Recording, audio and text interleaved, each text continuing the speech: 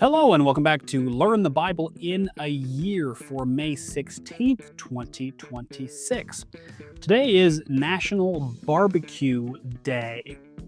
Now, a question I have about barbecue is that does it still count as a barbecue if you don't use any barbecue sauce in your cooking, like you're making hot dogs or hamburgers or something like that? This is a question that's been haunting me for the last minute, so I'd be curious what you all think about that. Put it down in the comment section. Let me know your opinion. Today's reading takes us into the story of Ruth, a tale full of family drama, loyalty, and unexpected hope. Then we'll witness a remarkable healing in Jesus' ministry in the Gospel of John, followed up by some sharp wisdom from a Proverbs about prudence, honesty, and the contrast between wise and foolish. Well, let's just jump right into it, shall we? So, we're in a new book today. We're in the book of Ruth. And the book of Ruth begins during the period of the Judges, a time when Israel was marked by social instability and repeated cycles of disobedience and, of course, deliverance. The story opens with a family from Bethlehem in Judea facing a severe famine. A man named Elimelech and his wife Naomi and their two sons decide to leave their homeland and settle in Moab, which is a neighboring country which was often hostile to Israel. Once in Moab, tragedy strikes. Elimelech dies, leaving Naomi as a widow. Her two sons marry Moabite women, Orpah and Ruth. But after about 10 years, both sons die.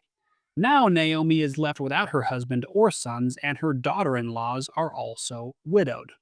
This situation leaves Naomi vulnerable economically and socially, as widows in that culture depended heavily on their male relatives for protection and provision. Hearing that the famine in Judah has ended, Naomi decides to return home. She urges Orpah and Ruth to stay in Moab and remain, since Naomi has no sons to provide for them through the custom known as the Levirate marriage, where a close relative would marry a widow to preserve the family line. Orpah reluctantly agrees and returns to her people, but Ruth clings tightly to Naomi. Ruth makes a profound declaration of loyalty, not only to Naomi, but to Naomi's people and to God, and chooses to journey with her back to Bethlehem. When they arrive during the barley harvest, Naomi asks to be called Mara, meaning bitter, because she feels her life has been marked by loss and hardship. You can kind of empathize with her there for sure. To support themselves, Ruth goes to glean in the fields, a practice that's allowed by Israelite law, that let the poor and foreigners gather leftover grain after the harvesters have passed. Ruth happens to work in the fields of Boaz, who is a wealthy and influential man who is also a relative of Elimelech. Boaz notices Ruth immediately. He's heard about her loyalty to Naomi and is impressed. He instructs his workers to leave extra grain for her to gather, and he also offers her water and ensures that she is protected from any sort of harassment. Naomi recognizes Boaz as a potential family redeemer, as we alluded to earlier, a relative who could marry Ruth to preserve God's line and provide security. This sets the stage for the unfolding story of a family restoration and God's providence working through ordinary people and social customs. Now, a question you might have here is why is Ruth's loyalty such a big deal?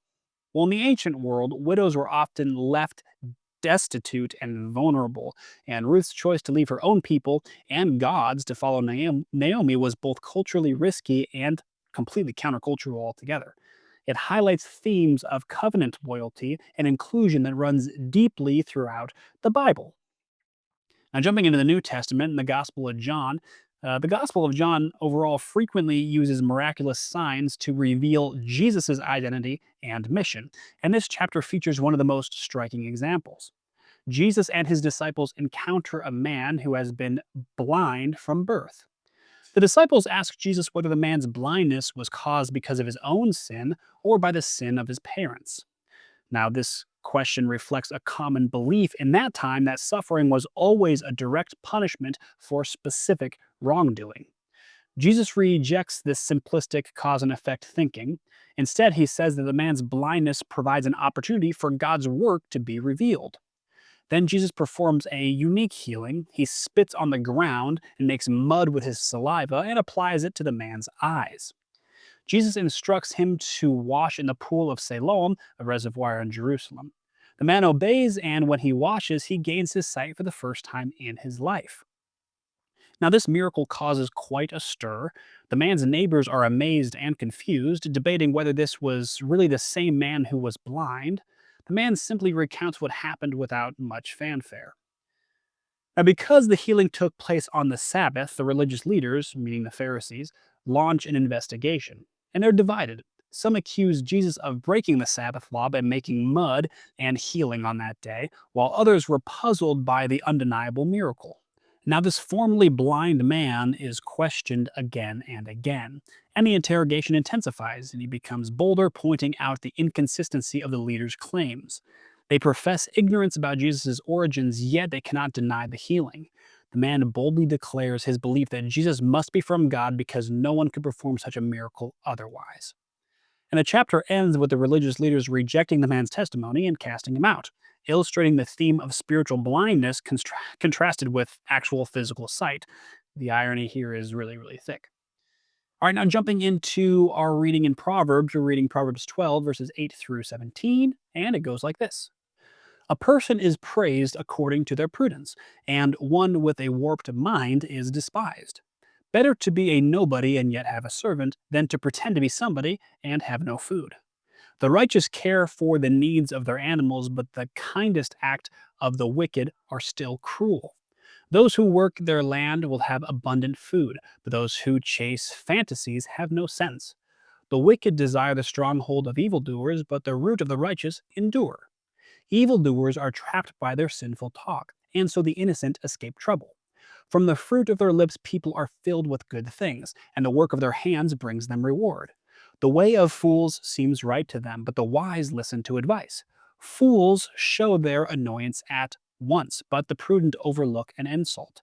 An honest witness tells the truth, but a false witness tells lies. Alrighty. What was your main takeaway from today's reading? My main takeaway is the point that Jesus was pointing to in regards to why people have infirmities. Now, it was popular belief back then that the only reason why you have infirmities like blindness or lameness or leprosy or fill in the blank, it's because of your sin or it's because of generational sin from your parents or their parents and so on and so forth. Now, this isn't that crazy of an idea because there's still a ton of people, maybe even you who are listening to this podcast, who believe that the unfortunate things that happen in people's lives are always a response to sin. Now, I want to be very clear here. There certainly are negative things that can happen to us as a result of our sin. Nobody is denying that. But what Jesus is saying is that these specific things, infirmities, are not always because of your sin. In the case of this blind man, he said he was blind just to reveal the glory of God when he was healed. So I want to encourage you not to get narrow minded and think, oh, this bad thing is happening to me. Therefore, it must be because of some bad thing that I have done. Jesus is saying it actually doesn't work that way. And also, this is a dangerous line of thinking because if I believe that bad things are happening to me because I've done something bad, well, if nothing bad, air quotes, bad, is happening to me, that must mean that I'm doing nothing wrong. And that's also false gospel there. So that's my main takeaway from today is just getting those points straight.